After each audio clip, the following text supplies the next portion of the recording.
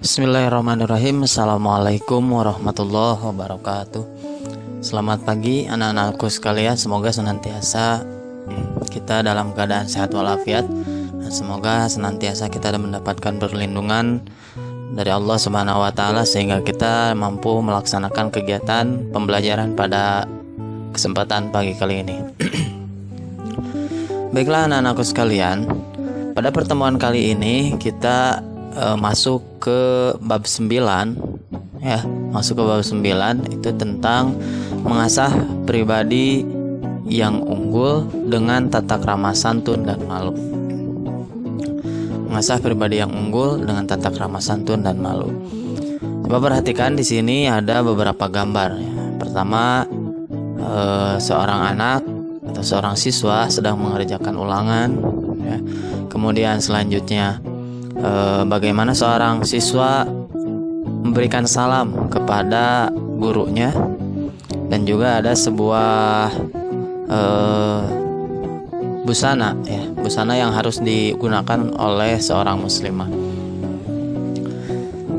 Sebelum kita memasuki pembahasan tentang materi pada kesempatan kali ini, alangkah baiknya kita untuk mengetahui peta konsep atau apa saja yang akan kita bahas pada kesempatan kali ini. Dalam pembahasan mengenai pribadi yang unggul dengan tata krama santun dan malu, kita diperkenankan untuk senantiasa memahami sifat santun, memahami sifat malu, kemudian memahami dalil nakli tentang santun dan malu, kemudian mengetahui contoh sifat santun dan sifat malu, juga diaplikasikan ya. Setelah dipahami, dilakukan dan dibiasakan, artinya diaplikasikan sehingga mencerminkan sikap mulia, yaitu membiasakan tata krama santun dan malu dalam kehidupan sehari-hari, bertata krama dalam pergaulan di mana saja dan kapan saja, santun dalam perkataan dan perbuatan kepada setiap orang, malu berbuat maksiat dan semangat berbuat kebaikan. Nah, ini peta konsep yang akan kita pahami atau yang akan kita pelajari pada kesempatan kali ini. Baiklah anak-anakku sekalian, dalam membahas tentang sifat atau tata krama ya, yang pertama yang harus kita pahami adalah itu mengenai tata krama. Coba perhatikan gambar berikut. Nah, di sini ada beberapa gambar yang menunjukkan tentang tata krama. Tata krama. Tugas kita coba amati dan cermati pada gambar-gambar yang ada di layar ini, apa yang sebenarnya harus kita pahami dalam gambar tersebut. Menurut pengertian ya, tata krama merupakan norma-norma pergaulan yang berkaitan dengan kebiasaan dalam bertindak maupun bertutur kata yang berlaku atau disepakati dalam lingkungan pergaulan antar manusia setempat. Jadi, tata krama itu adalah norma-norma pergaulan yang berkaitan dengan kebiasaan dalam bertindak maupun bertutur kata yang berlaku atau disepakati dalam lingkungan pergaulan antar manusia setempat. Tata krama mengandung nilai yang berlaku khusus pada daerah tertentu. Oleh karena itu, sangat mungkin tata krama satu daerah akan berbeda dengan daerah yang lain. Nah, ini tata krama yang berbuah menjadi sebuah kebudayaan, artinya sesuai dengan lingkungan yang ada.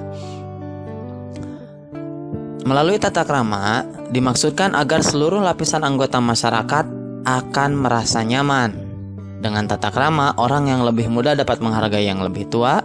Demikian sebaliknya, orang yang lebih tua dapat menyayangi yang lebih muda. Sebagaimana sabda Rasulullah sallallahu alaihi wasallam, qala Ibnu Sarhin anin Nabi sallallahu alaihi wasallam qala man lam yarham shaghirana wa ya'rif haqqa kabirana falaisa minna. Yang artinya, Ibnu Sarh berkata dari Nabi Shallallahu Alaihi Wasallam, beliau bersabda, Siapa yang tidak menyayangi orang yang kecil di antara kami dan tidak mengerti hak orang yang lebih besar di antara kami, maka ia bukan dari golongan kami. Artinya, setiap orang itu memiliki etika dan tata krama masing-masing, ya.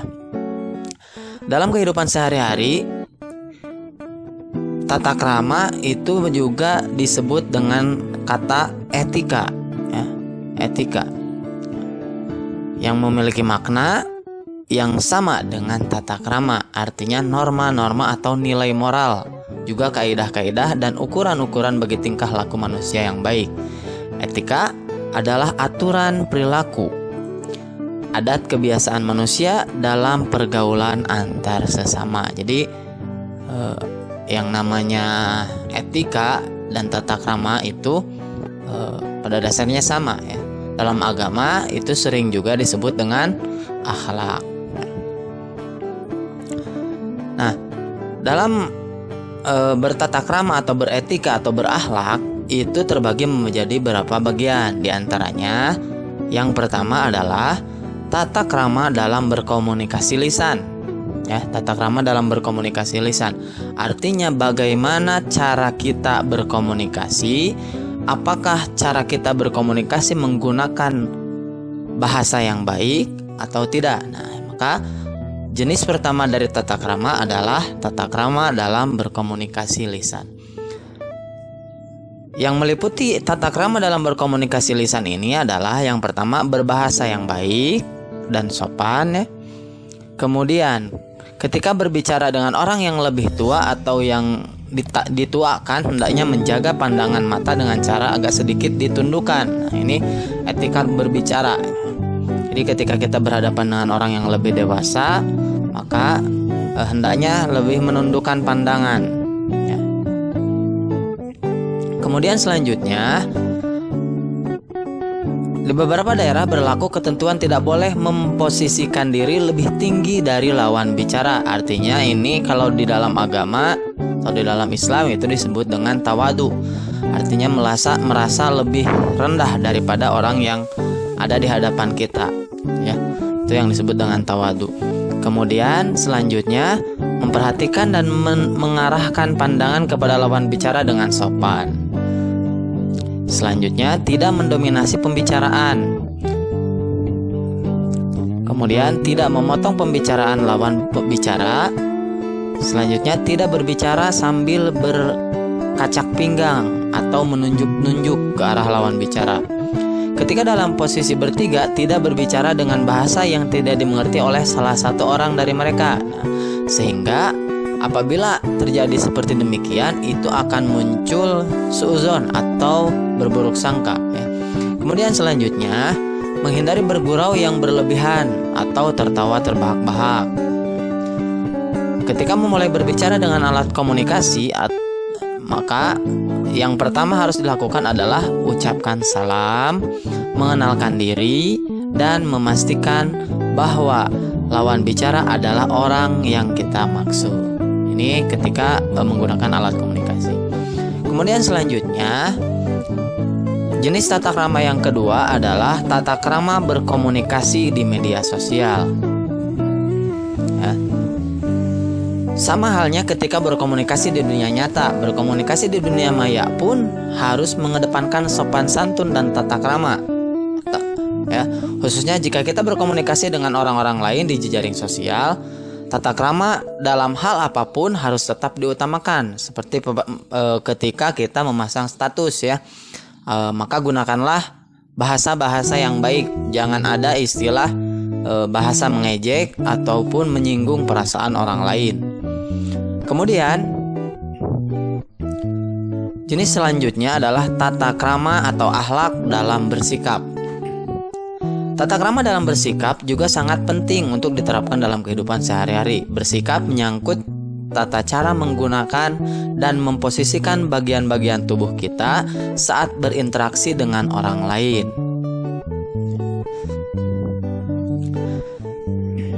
Selanjutnya, ketika berbicara atau berinteraksi dengan orang lain, maka jangan silangkan kaki dan tangan, kemudian jangan lakukan kontak mata, Kemudian buatlah jarak antara kedua kaki agar menunjukkan bahwa kita dalam keadaan nyaman dan percaya diri.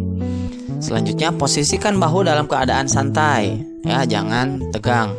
Kemudian mengangguk kecil ketika lawan bicara sedang berbicara, seakan kita memahami dan